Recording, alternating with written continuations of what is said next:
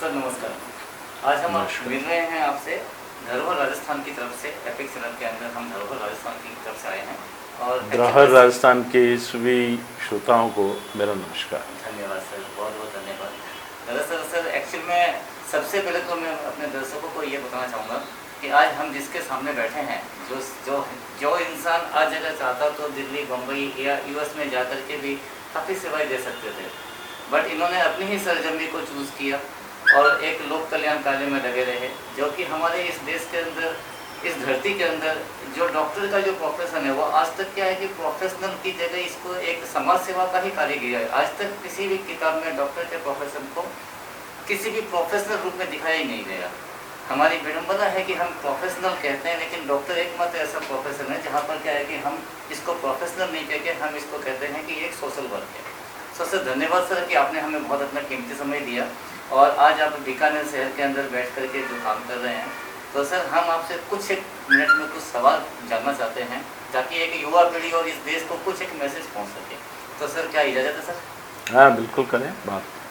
तो सर सबसे पहले तो एक छोटा सा सवाल यही है सर कि आज बीकानेर के अंदर जब भी कोई मेडिकल साइंस का नाम आता है, डॉक्टर्स के नाम आते हैं, तो सर मतलब नो डाउट हर एक बच्चे के दिमाग में भी जहन में होता है कि मिस्टर डॉक्टर तमीर मौलाना, ठीक है ना?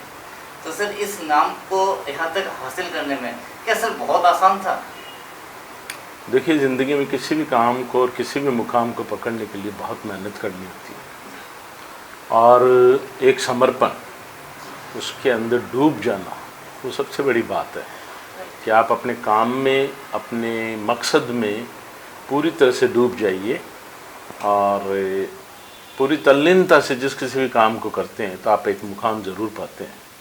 और हमारा जो मेडिकल का फील्ड है वो बहुत गहन अध्ययन, बहुत गहन ऑब्जर्वेशंस, बहुत मेहनत, लगातार मेहनत, और चूँकि रोगी की स्थितियाँ किसी भी समय कभी भी बदल सकती है, इसलिए उसके ऊपर सतत निगरानी, ये तमाम चीज़ें हैं जो ज़िंदगी में आपको अच्छे परिणाम लाने के लिए और ख़ुद को भी एक जॉब सेटिस्फेक्शन देने के लिए और रोगी को भी ये तसल्ली देने के लिए कि वो एक सुरक्षित हाथों में है, ये बहुत ज़रूरी है। ये बहुत ज़रूरी है। तो सर ये आप जब बचपन से आपके दिमाग में आया कि मुझे डॉक्टर बनना है, या ऐसा कोई इंसिडेंट लाइफ में हुआ कि उसके मेरे परिवार में मेरे मदर फादर अनपढ़ थे, फादर एक्सपायर हो गए, मदर अभी भी हैं, लेकिन उनमें एक सेवा का भाव हमेशा था मेरी माँ में।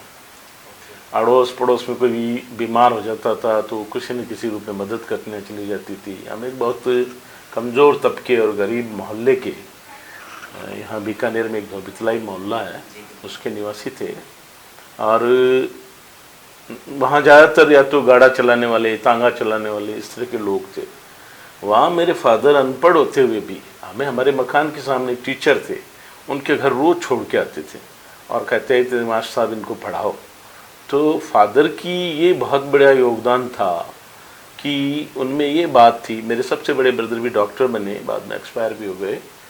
वो रोज़ एक पेन तोड़ते थे और मेरे पिताजी रोज़ शाम को एक पेन लेके आते थे कि अब तक उसने पेन तोड़ दिया होगा, और वो डेली उनके लिए एक पेन लेके आते थे। ये मेरे फादर की आदत थी।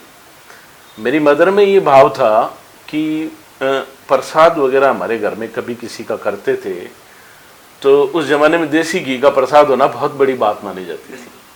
तो मेरी माँ की ये इच्छा रहती थी कि हर गली के कमज़ोर से कमज़ोर बंदे के मुंह में वो देसी घी का प्रसाद ज़रूर चला जाए, क्योंकि उनका ये सोच होता था पता नहीं ये बनवा पाएंगे नहीं बना पाएंगे, लेकिन उसका ये सुख ज़रूर भोगें। ये सेवा भाव शुरू से ही था मेरी मदर से। तो ये हम देखते हैं बचपन से ही, और बचपन से ही मतलब हमारे जो गली मोहल्लों के संबंध थे वो इस तरह से थे कि मदर मतलब अक्सर इसी तरह से कहते थे बेटा मामा जी हैं, ये चाचा जी हैं, ये ताऊ जी हैं, जबकि हमारा कोई पारिवारिक या आनुवंशिक संबंध नहीं था उनसे। लेकिन उस भावना को, उस संवेदना को हमारे अंदर कूट कूट के भरा, जो मेडिकल फील्ड के अंदर हमें जाके बहुत लाभदायक हुआ कि हम उसी संस्कार को लेकर आगे बढ़े। तो हमने ये महसूस किया कि चिकित्सा जगत एक व्यावसायिक संगठन नहीं है, ये एक हमारा समाज आज भी और ख़ास तौर से मैं राजस्थान के इस हिस्से की बात कर रहा हूँ जहाँ व्यवसायीकरण बिल्कुल भी नहीं है, वहाँ ये मूल रूप से एक चैरिटेबल काम माना जाता है। इसमें समाज सेवा का एक भाव है। तो ऐसे में व्यापार की भावना लेकर ना तो हम कभी आगे बढ़े, ना हमारे काम को किया। हमें जो दे गया उसका भी भला, जो नहीं दे गया उसका भी भला, इस कंसेप्ट पे चले। तो मैं ये कह सकता हूँ कि आपके प्रथम गुरु जो है, क्योंकि हर इंसान निश्चित रूप से मेरी माँ, आपकी मदर और आपके पिताजी, मेरे पिताजी थे, ये दोनों आपके पहले बिल्कुल थे। उसके बाद और बहुत से लोगों का हमारे व्यक्तित्व में योगदान है जिसको हम भुला नहीं सकते। वैसे सर, ऐसे आपको लगभग कितने साल हो गए इसको? मतलब मैं 1990 में MS पास करके इस फील्ड में आया था। तो आप देखिए करीब 31 साल तो हो ही गए जो पूरी तरह से MS करने के बाद। उसके अलावा 8-9 साल जो मेडिकल कॉलेज में पढ़ाई की थी, वो यहीं बीकानेर मेडिकल कॉलेज में पढ़ाई की थी। अच्छा, बीकानेर से पास आउट है? बिल्कुल, यहीं से पास आउट हुआ था। और उसी में हमने पढ़ते पढ़ते, क्योंकि मैं स्थानीय व्यक्ति था, तो इसलिए मैं उन नैतिक मूल्यों और उन लोगों के प्रति जो मेरे परिवार का नज़रिया था, मेरे शहर के लोगों के प्रति जो नज़रिया था, उसे मैं वहाँ अक्षुण्ण रख सका और मैं उन लोगों से उसी व्यवहार के साथ काम करता रहा।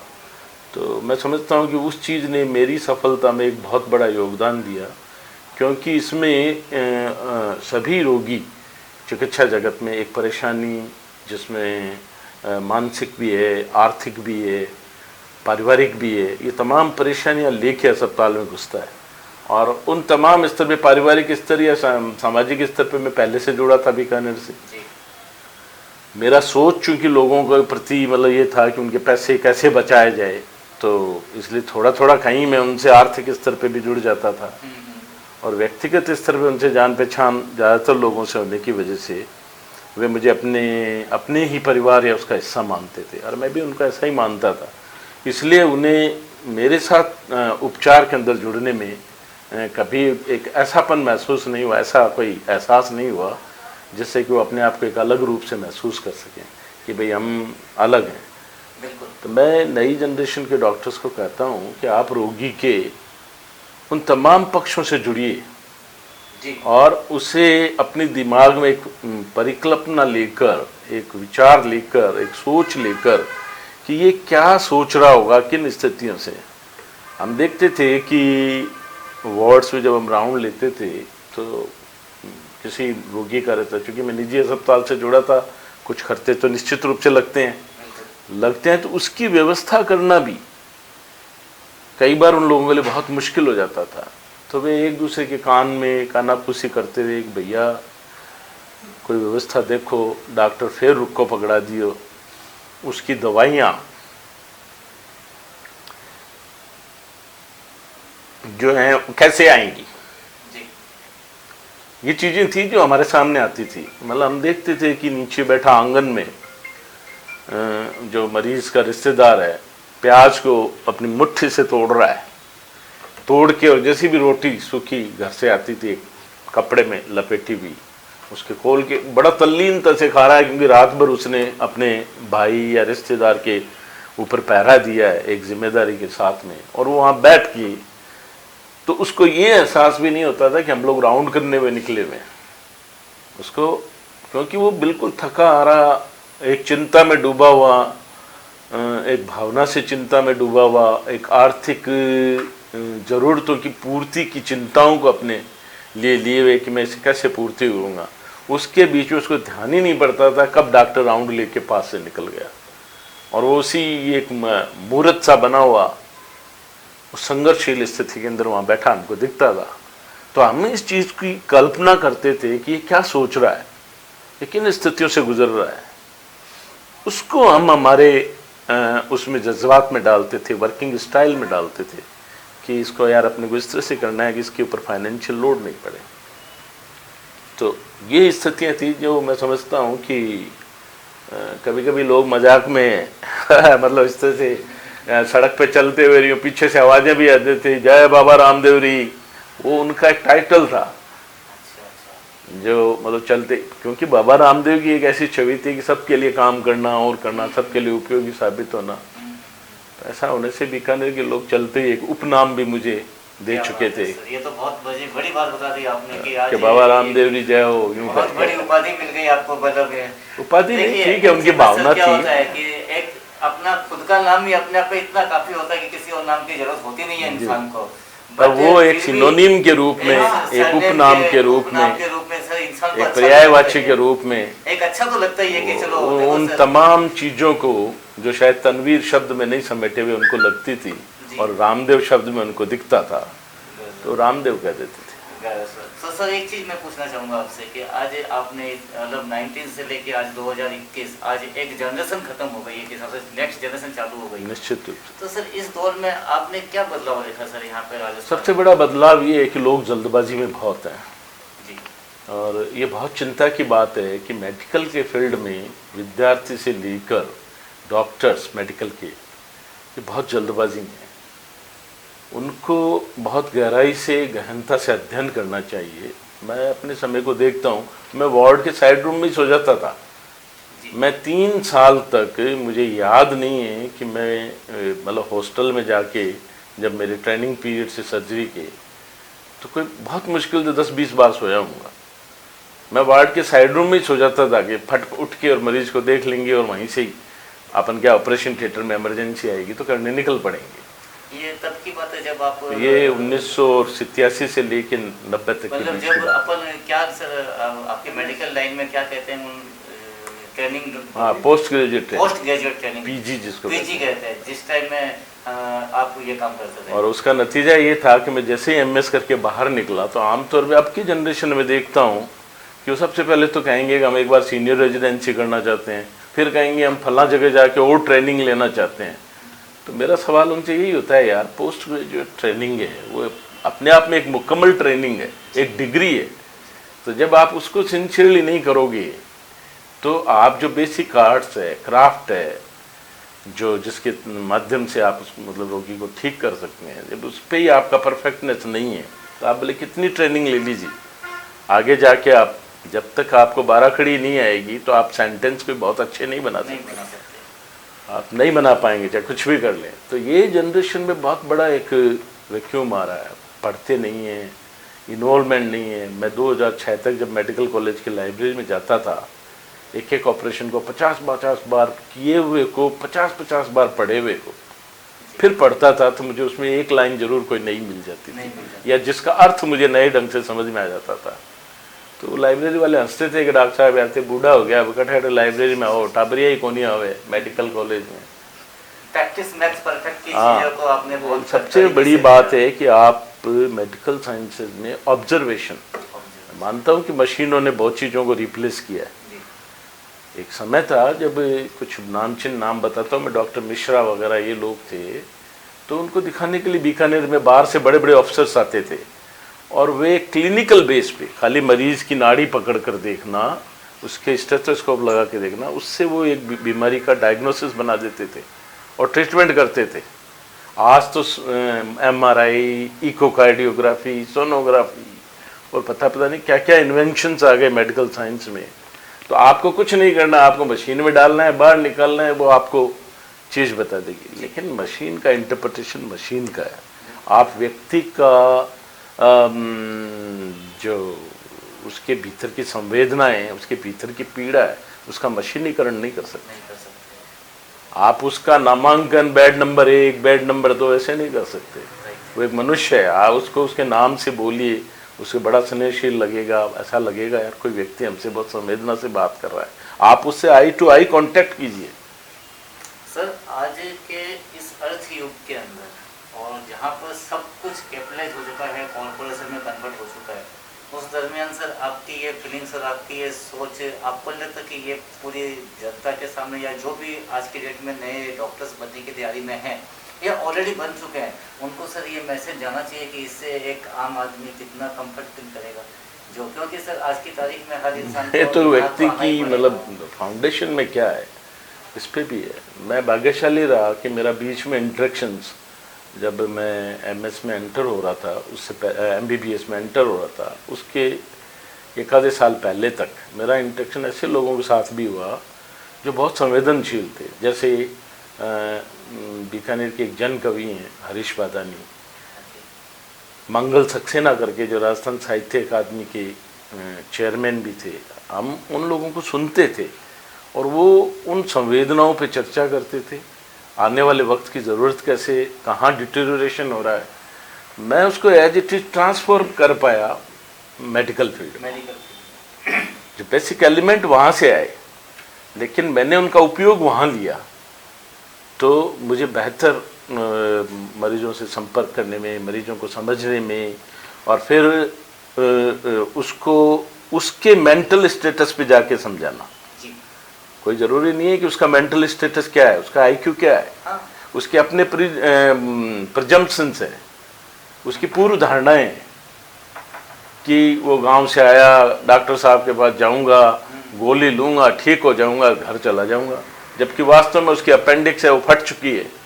अब उस प्रजम्पशंस को तोड़ना उसके लिए संभव नहीं है। वो तो प्लान करके गांव से आया है, वो ये भी आया है गांव से रवाना हो गया, भाई सुबह जाऊंगा, घर पे कह के आया मैं सिंह आजिश हूँ, चिंता ना करी, अपनी वाइफ को कह के निकला है वो।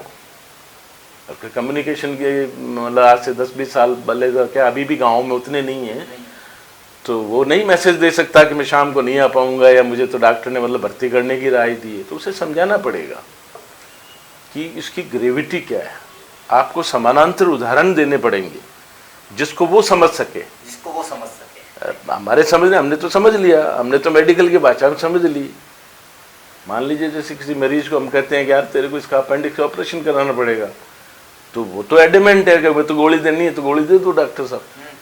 फिर हम उसको कहते हैं यार अभी आप मान लो अपनी बेटी का किसी का मायरा भरने जाओगे तो आप किसको भेजोगे, तो स्वाभाविक रूप से उसका उत्तर आता है कि या तो मैं जाऊंगा या मेरा बेटा जाएगा। तो मैं कहा आपके फूफा जी, आपके जो मतलब जो बच्चे के फूफा हैं, आपकी बहन के हस्बैंड, क्या उसको भेज सकते हैं क्या अपन? तो क्या यार डॉक्टर साहब किसी बावड़ी बात करो, मायरो कोई मतलब फूफो भरे कहीं, मतलब वो बल्कि एग्रेसिव वे में आता है। तो फिर हम उसको समझाते हैं यार ये बिल्कुल वैसी ही बात है कि दवाई देना फूफे को भेजना है मायरे में, और जो ऑपरेशन करना है वो भाई के जाके, और भाई अगर एक चूंदड़ी उड़ाएगा ना, हो गया मायरा, तो वो कहता है कि आप भर्ती ले लो डॉक्टर साहब। उसे हम उससे जद्दोजहद नहीं करते, बल्कि उसको उसके जो मेंटल स्टेटस है उस पर समझाने की कोशिश करते हैं, क्योंकि उसके पास उतनी ही समझ के इक्विपमेंट है। अनफॉर्चुनेटली फॉर्चुनेटली जैसा भी स्थिति है, उसने शिक्षा ली नहीं ली, दुनियादारी सीखी नहीं सीखी, तो उस स्थिति में हम उसको समझा देते हैं कि भाई ये बात है, तो मान जाता है, कन्विंस हो जाता है, नहीं साहब भर्ती ले लो आप। सर एक बार हमने सुना था कि आपने एक रिकॉर्ड कायम किया था एक सिंगल डे पे ऑपरेशंस का, सर उसके बारे में प्लीज थोड़ा सा हम जानना चाहेंगे और सबको बताना भी चाहेंगे। वो ऐसा था कि एक जुनून था काम करने का। सर वही जुनून जानना चाहते हैं सर। मतलब काम करने का ऐसा जुनून था कि सुबह 8 बजे, और जब मैं हॉस्पिटल में घुसता था तो लोग घड़ियां देखते थे कि 8 बज गए, 8 बज गए। तो ये एक जुनून था, 8 बजे घुसते थे, रात के 12-1 बजे तक हम लोग काम करते थे सप्ताह कंटिन्यूस, अनइंटरप्टेड, नो लंच। मैंने कोई 16-17 साल तक कोई लंच नहीं दिया, ओनली डिनर। रात को डिनर खाना, सुबह 1 गिलास लस्सी पी के आना, और दैट्स आल्सो आफ्टर 12 AM। और पूरे दिन भर काम करते हम। लेकिन वो जुनून ऐसा था, और उस जुनून को देख के हमारी एक ऐसी टीम अपने आप ही बन गई जो सब में जुनून था। अगर कोई नेतृत्व करने वालों में जुनून होता है तो पीछे टीम में पूरी में अपने आप आ जाता है। तो यहाँ एक कलेक्टर होते थे आलोक करके, जो बाद में PWD में प्रिंसिपल सेक्रेटरी भी बने और अभी दिल्ली डेपुटेशन पे। उन्होंने मुझे बुलाया कि यार हम सैटेलाइट हॉस्पिटल या बीकानेर में गवर्नमेंट का हॉस्पिटल है, ये आप देखिए एक पैराडॉक्स कि गवर्नमेंट के हॉस्पिटल में एक प्राइवेट डॉक्टर को बुलाया जाता है। उन्होंने मेरे से पूछा कि आप कितने गॉल ब्लैडर के ऑपरेशन करते हो? मैंने सर जितने मरीज आएंगे उसमें से एक भी वापस नहीं जाने दूंगा। तो उन्होंने कहा यार ये कैसे संभव है? तो मैंने कहा सर आप लगाइए। हमने कैंप लगाया, 54 मरीज भर्ती हुए, 54। 4 रात को डरते हुए भाग गए, पीछे 50 रह गए। तो हमने सुबह 6 बज कुछ पे वो सेशन चालू किया, लगभग 7 बजे, और अगले दिन 6 बज कुछ पे वो 50 ऑपरेशन पूरे हो गए। तो बीच में जिलाधीश महोदय आए, बीच में करीब 6-7 बजे के आसपास मेरे को आगे पूछते डॉक्टर कितना हो गया? वो बिहार का टिंच था उनकी अच्छा। वॉइस में थोड़ा। मैंने कहा सर 28 हो गए, तो यार अभी तो बहुत बाकी है, कैसे होगा? मैंने कहा एक भी नहीं रहेगा sir. And he was so happy कि मैं सुबह 7 बजे करके काम 6-7 बजे के बीच में अपना पूरा करके वार्ड का राउंड लेके, नेचुरली इंसान हूँ तो नींद आएगी, मैं घर गया, जाके थोड़ी देर के लिए 2-1 घंटे के लिए सोया, तो मेरी वाइफ ने मुझे उठाया कि कलेक्ट्रेट से बार बार कलेक्टर साहब का फ़ोन आ रहा है, आपको याद किया है कलेक्ट्रेट में। तो मैं मुंह पे पानी वानी डाल के थोड़े से बाल वाल बना के और कलेक्ट्रेट पहुंचा, तो उन्होंने वहाँ एक प्रेस कॉन्फ्रेंस होल्ड कर रखी थी। And he was so happy with my work. और वो बार बार मतलब लोगों को कह रहे थे काम करना है तो ऐसा करो, डॉक्टर जैसा काम करो। मुझे नहीं पता था कि इसका ये आउटकम आ रहा है। हम हमारा काम करके और आराम से पूरा कर चुके थे। Then the media highlighted it. वो पत्रकारों ने पूछा कि ये कैसे विश्व रिकॉर्ड हो सकता है। तो हमारे पास 3-4 जो इंडिया के टॉप सर्जन्स थे लेप्रोस्कोपी के, गाल ब्लैडर के, जिसमें प्रदीप चौबे भी एक नाम था गंगाराम हॉस्पिटल में। तो मैंने पत्रकार महोदय की तरफ उनके नंबर बढ़ाए, उन्होंने टेलीफोन लगाया और उनको पूछा कि साहब ये लेप्रोस्कोपिक कोलोसिस्टेक्टमी, पित्त की थैली के दूरबीन के द्वारा ऑपरेशन हाईएस्ट कितने हैं? तो उन्होंने कहा हाईएस्ट 22 नंबर है और वो 22 ऑपरेशन मेरे नाम से रिकॉर्ड है वो। तो पत्रकारों ने कहा कि भाई ये हमारे यहाँ एक डॉक्टर बैठे हैं, उन्होंने 50 लेप्रोस्कोपिक कोलोसिस्टेक्टमी की है, आप 22 को वर्ल्ड रिकॉर्ड बता रहे हो, इन्होंने 50 किए हैं। तो उनका जवाब ये था, it is humanly not possible, ये किसी आदमी के बस की बात नहीं। Humanly not possible. ये कहने के बाद में फिर बात कर पत्रकारों ने अगले दिन बड़े बड़े फ्रंट पेज पे इंडिया की सब अखबारों ने छापा उसको। यानी कि सर मैं ये कह सकता हूँ कि आपने एक वर्ल्ड रिकॉर्ड सिर्फ अपनी डेली रूटीन को मेंटेन करते हुए कायम कर दिया। नहीं कायम तो क्या, बस एक जुनून था, जुनून में हो गया जो हो गया, सारा हो गया। उसके बाद फिर कलेक्टर ने बुलाया, वहाँ सैटेलाइट के गवर्नमेंट के डॉक्टर्स ने ऑब्जेक्शन किया, तो उन्होंने कहा आप कोई डॉक्टर ले आइए। तो वो एक सरकारी अस्पताल से लेक्चर असिस्टेंट मेरे टीचर भी थे, उनको भी बुलाया। तो उन्होंने कहा साहब मैं 7-8 ऑपरेशन दिन भर में कर दूंगा। तो वो थोड़े विम्जिकल आदमी भी थे, जो आलोक थे कलेक्टर, मूडी आदमी थे, विम्जिकल के मूडी आदमी। हाँ चलिए, हाँ 8 ऑपरेशन होता है क्या, यूँ करके उन्होंने मेरे को कहा doctor you do it again. तो उस टाइम 44 मरीज आए थे, 44 ऑपरेशन हमने अगेन वी डिड 44। तो मैं ये कह सकता हूँ कि वर्ल्ड का first record and second record everything आपके और हमारे बीकानेर के नाम है। अपन ऐसा नहीं गए कि ये कोई रिकॉर्ड के रूप में था, नहीं, रिकॉर्ड नहीं, बल्कि आप रिकॉर्ड शब्द हमें मतलब कोई प्रमाण पत्र देने के रूप में कह सकते हो, बाकी वो हमारे जुनून की पराकाष्ठा थी, जुनून की पराकाष्ठा, ये मैं कह सकता हूँ। कहते हैं कि अति सर्वदा वर्जते, कभी कभी अति भी अच्छी हो जाती है। हाँ ठीक है ना।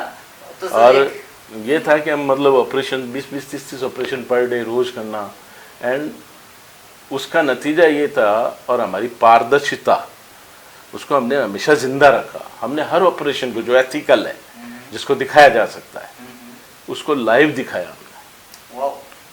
हर ऑपरेशन को लाइव दिखाया हमने। आज भी मैं फेसबुक पे लेप्रोस्कोपी कोलोसिस्टेक्टमी करता हूँ तो हर ऑपरेशन को लाइव दिखाता हूँ, अगर रिश्तेदार फेसबुक पे है, ताकि वो देखे उसको। तो मुझे जब मैं किसी दूसरे हॉस्पिटल में था तो मैनेजमेंट ये कहता था डॉक्टर साहब पंगे मत लिया करो, कोई कॉम्प्लिकेशन हो गया, किसी को दिख गया तो यार हमारी खराब है, नथिंग, डोंट वरी, कॉम्प्लिकेशन होगा तो हम बताएंगे लोगों को हमसे हुआ है और हम उसको ठीक करेंगे, आप चिंता नहीं कीजिए। ये पारदर्शिता होनी चाहिए जीवन में।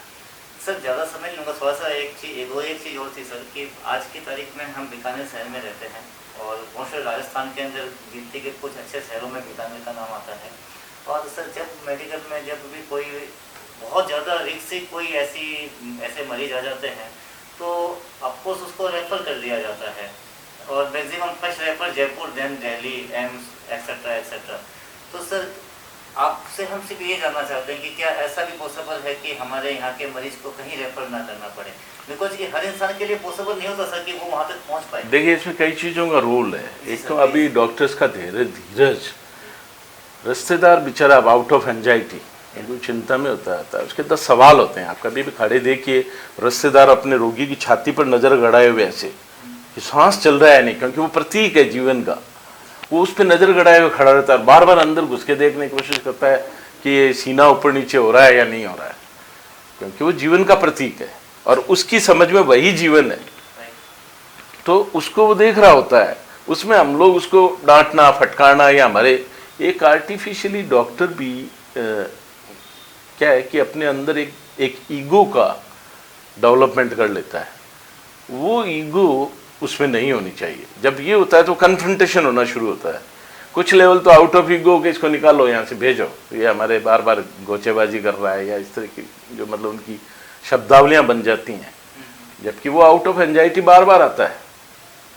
उसको ये कॉन्फिडेंस, उसको जो दुर्घटना घटित होने का भय है, वो डॉक्टर की सक्षमता और कॉम्पिटेंस पर भारी पड़ जाती है, तो बार बार इंटरफेयर करता है तो डॉक्टर उसको कह देता है यार छोड़ो यार, आप ले जाओ इसको, दिल्ली ले जाओ, बम्बई ले जाओ। मैं जानना चाहता हूँ और लोगों से पूछता भी हूँ कि बीकानेर का मेडिकल कॉलेज इंडिया की बहुत अच्छे मेडिकल कॉलेज में से एक है। वही किताबें, वही सिलेबस, वही ट्रेनिंग जो अमेरिका का डॉक्टर ले रहा है, जो दिल्ली का डॉक्टर ले रहा है, जयपुर का ले रहा है, तो फिर रेफरल क्यों? तो ये कहीं ना कहीं जो ट्रीटिंग डॉक्टर्स हैं उनके फाउंडेशन में कहीं वीकनेस है, कॉन्फिडेंस के लेवल पे वीकनेस है, और उसे हैंडल करने के। मैं एक और छोटा सा किस्सा बहुत शॉर्ट में बता दूं। यहाँ एक पत्रकार हैं, मोहन जी पत्रकार, राजस्थानी चिराग अखबार निकालते हैं। उनकी मदर हमारे यहाँ भर्ती हुई, उनके हस्बैंड स्वतंत्रता सेनानी थे, तो उनको कैंसर के किसी उपचार के ऊपर उनको रेडिएशन दिया गया, तो वहाँ से घाव रिसाव करता था। मैंने उस रिसाव को, मैंने कहा मोहन जी इसमें एक डोरा है, इसको अपन निकाल देंगे, ठीक हो जाएगी। वो डोरा इंटेस्टाइन के ऊपर लगा हुआ था, तो मैंने जैसे ही उसको हटाया तो वहाँ से थोड़ा सा बुदबुदा सा एयर का लीक होना शुरू हुआ। तो मैंने सोचा ये तो यार लीकेज है इंटेस्टाइन में। हमने सारी सफाई वफाई करके उसको पैकिंग कर दी। पैकिंग करके मैंने उनके रिश्तेदारों को समझाया कि इसमें ज़रा सा लीकेज हुआ है, तो ये टाइम लेगा, 10-15 दिन लगेंगे। इधर कोई मेरे एक बहुत नज़दीकी मिलने वाले थे जिनके यहाँ शादी थी। शादी होने की वजह से मैं कालू जाना पड़ गया मुझे, डूंगरगढ़। कालू से बारात आई थी, मैं डूंगरगढ़ मैं पहुँचते मेरे पास समाचार आया कि भाई मोहन जी की मदर की तबीयत सीरियस हो गई। तो मैं 35-40 मिनट में बहुत स्पीड के साथ बीकानेर आया। आखिर मैंने देखा थोड़ा फ्लूइड फास्ट दिया, उनका बीपी सही हो गया। इस बीच में जो हमारे डायरेक्टर थे डॉक्टर मिश्रा, बहुत बड़े नामचीन डॉक्टर थे, उन्होंने एक और डॉक्टर राजा बाबू, उन दोनों ने मुझे कहा यार तो ये कहाँ कैसे बंदों को भर्ती कर लेता है, तो इनको बाहर भेज बीकानेर से। अच्छा। ये डॉक्टर चटर्जी साहब की इन्होंने शान खराब कर दी थी, जो उस समय के लीजेंडरी सुपरिटेंडेंट थे बीकानेर की मेडिकल कॉलेज।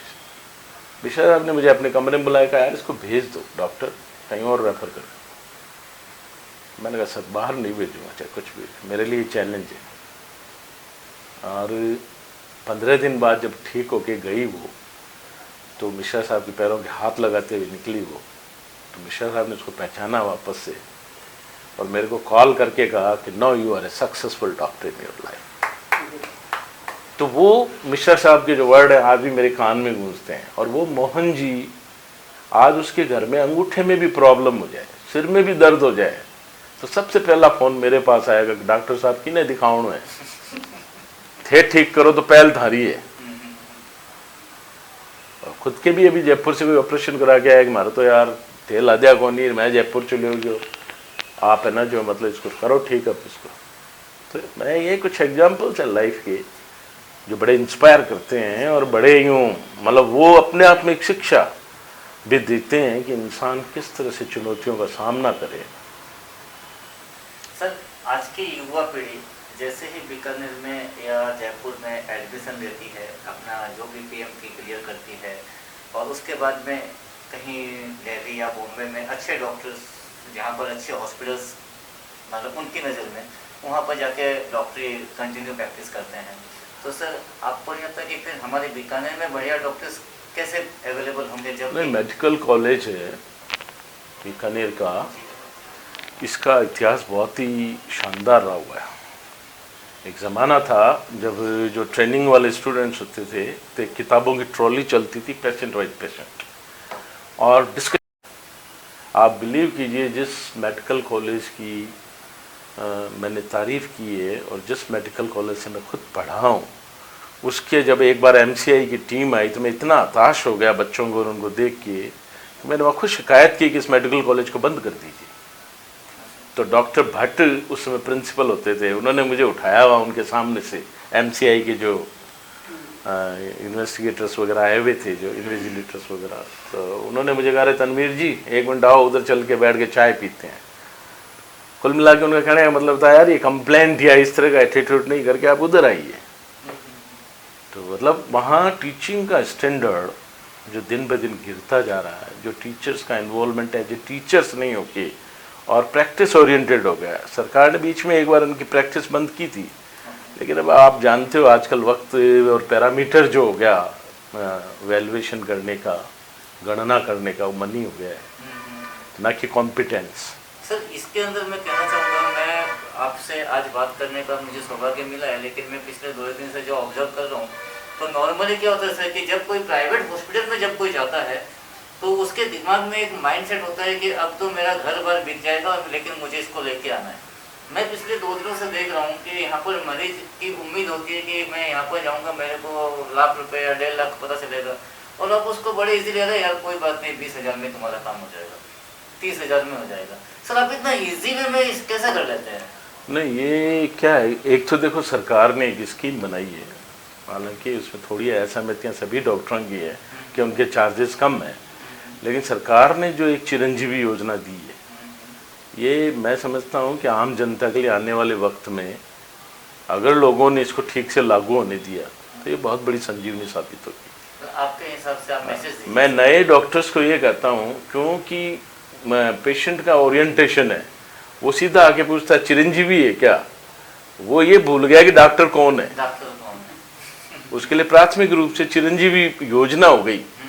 तो ये सरकार ने उस जो फ्यूडल जो स्टेटस मेंटेन हो रहा था सोसाइटी में, बड़ा डॉक्टर छोटा डॉक्टर, उसको क्रैश करने में मदद मिलेगी इससे। आपको क्या लगता है इससे अपने को फायदा मिलेगा या नुकसान होगा? डेफिनेटली फायदा मिलेगा। डेफिनेटली फायदा मिलेगा। इसका फायदा मिलेगा समाज को कि एक तो छोटे छोटे यंग डॉक्टर्स वो बहुत मेहनत करेंगी, बशर्ते वो करें। हालांकि मैं ज़्यादातर यंग डॉक्टर्स को देख रहा हूँ कि उनकी असहमति हैं चिरंजीवी योजना से, उन्हें असहमत नहीं होना चाहिए। इसको बहुत गर्व के साथ और इच्छा से, शिद्दत से स्वीकार करना चाहिए कि उन्हें नंबर ऑफ पेशेंट्स मिल रहे हैं काम करने के लिए।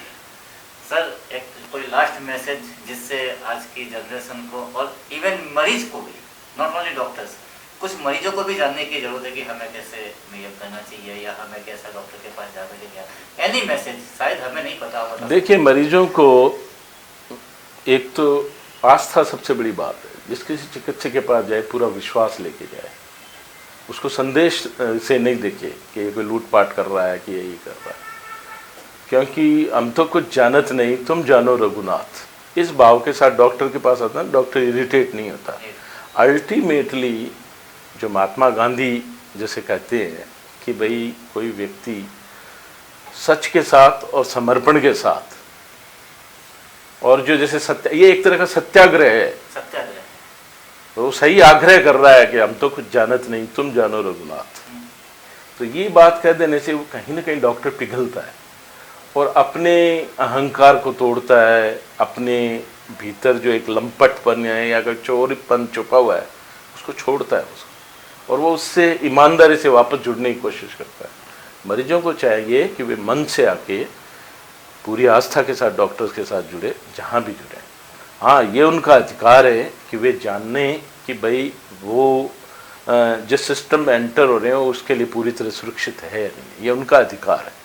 उसके लिए सवाल करें, पूछें भी, और डॉक्टर का कर्तव्य है कि वो उनको बताए कि भाई हमारे पास ये चीज़ें हैं जिनसे हम मतलब आपको पूरी तरह से हम सोचते हैं कि आप महफूज रहेंगे, सुरक्षित रहेंगे। मतलब एक डॉक्टर को पेशेंट के साथ और एक पेशेंट को डॉक्टर के साथ, दोनों के साथ एक रेस्पेक्टली और एक प्रेम का व्यवहार होना बिल्कुल। उनके बीच में अगर कोऑर्डिनेशन नहीं है तो डॉक्टर का भी एक अपना ईगो है, आखिर वो सब कुछ समाज बना देता है, डॉक्टर को चढ़ा देता है, भगवान हो ये वो, तो सर वो आसमान में चढ़ जाता है और बस फिर वो उतरता नहीं है। ये सबसे बड़ी दिक्कत है। तो कोई मैसेज सर, एक मुझे ऐसा लग रहा है कि आप थोड़ी कविताओं में भी बहुत ज़्यादा नहीं, वो कोई अच्छी बात नहीं है। लेकिन फिर भी सर कोई ऐसी 2 लाइन की मैसेज ज़िंदगी की फिलॉसफी है जो मतलब समझ रहे हैं। मेरा तो यही कहना है मेडिकल फैकल्टी के लोगों से कि वो बहुत गंभीरता से और चुनौती के साथ अपनी फील्ड को लें और परिस्थितियों की चुनौतियों से कभी नहीं घबराएं, उसको आत्मसात करें, उससे संघर्ष करें, आपको जीत अवश्य मिलेगी। सर धरोहर राजस्थान की तरफ से आप बहुत बहुत धन्यवाद। थैंक यू, आपके दर्शकों को भी, आपकी पूरी टीम को भी बहुत बहुत शुक्रिया। Thank you.